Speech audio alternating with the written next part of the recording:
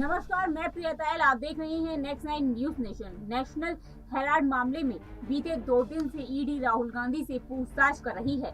सड़कों पर कांग्रेस ने सत्याग्रह चलाया हुआ है। कांग्रेस कार्यकर्ता ईडी के ऑफिस के बाहर जाकर प्रदर्शन कर रहे हैं। ऐसे में ईडी लगातार चर्चा में बना हुआ है।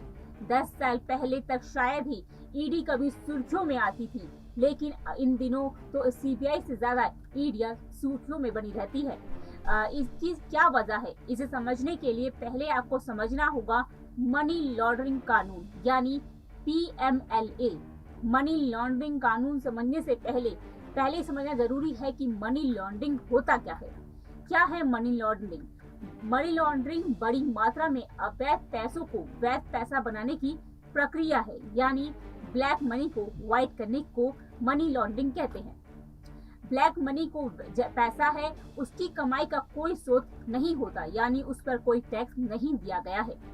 वहीं मनी लॉन्ड्रिंग कानून यानी PMLA का असल शब्दों में मतलब होता है कि 2 नंबर के पैसे को हेरफेर से ठिकाने लगाने वाले के खिलाफ कानून।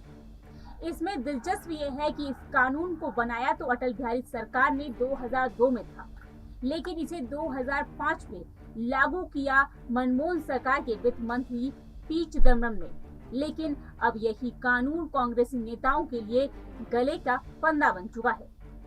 अब सवाल ये है कि ईडी काम कैसे करता है और वो CBI NIA से अलग कैसे है।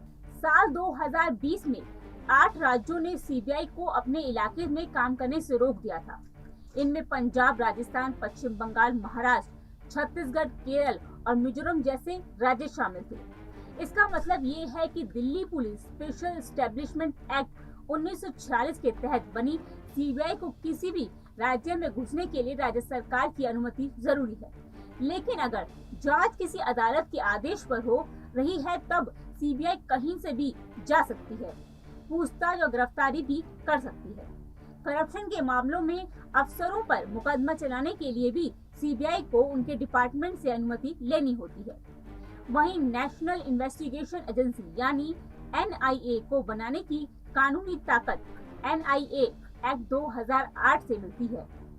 NIA पूरे देश में काम कर सकती है, लेकिन उसका दायरा केवल आतंक से जुड़े मामलों तक सीमित है।